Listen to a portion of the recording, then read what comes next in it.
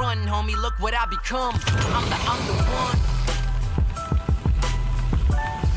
one. Okay, so just a few hours ago, a story came out here from Daily Mail talking about the fact that Diddy is named 77 times in Tupac Shakur's murder documents after gangster Dwayne Keefe D. Davis accused him of paying $1 million for the hit. So today, we have Diddy's former bodyguard here with us, Gene Deal, who's made a lot of, I mean, listen, he's been talking for many years. And Rob, I think the oldest video we found of Gene to start talking about this stuff was, I believe, 8 years ago, where you're literally looking at the camera talking to Diddy about different stories and things that happened. Here's some of the stories we've heard from you, allegations over the years. Casey Ventura, you alleged that Diddy was grooming her, exploiting her dreams and talent for his benefit. Kim Porter claims that Diddy attempted to physically assault his late ex, Kim Porter. Usher, you criticized Usher for praising Diddy despite allegedly being groomed by him when he was a teenager. And I know the team said you have certain things that you want to talk about that maybe you haven't spoken about before, which I'm looking forward to hearing about that.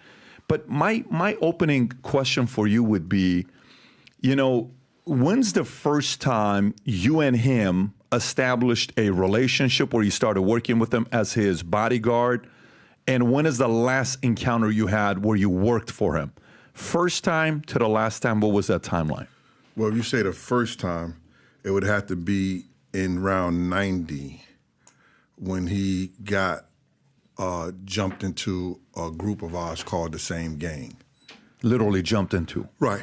Like when I think about jumped into, I mean he's jumped. Well, he ran first. Okay, and got then, it. And then the guys caught him, and if you look on the back of my book, that's the crew right there, you know, on the back of the book. The younger guys caught him. We was on 44th and 8th Avenue, 144th Street and 8th Avenue. He ran down to 127th Street, and they caught him, and they brought him all the way back up, you know, roughed him up pretty bad. How bad was it? It wasn't bad at all, but it was enough to embarrass him real good, because D. Ferg, who was one of the, like A$AP Ferg father, he's a rapper. He owned the clothing line. Him and Puff was real close. So he didn't want him hurt too bad, so we just more so embarrassed him, the older guys, like taking champagne bottles, splashing in his face, hitting him with cakes in the head and everything, smacking with cakes and everything. We let the younger guys rough him up, you know what I'm saying? So that was about in 90 when he got into the Same Gang. So he's born 69, 90, he's 21 years old when this happens. Yeah. Was he tough?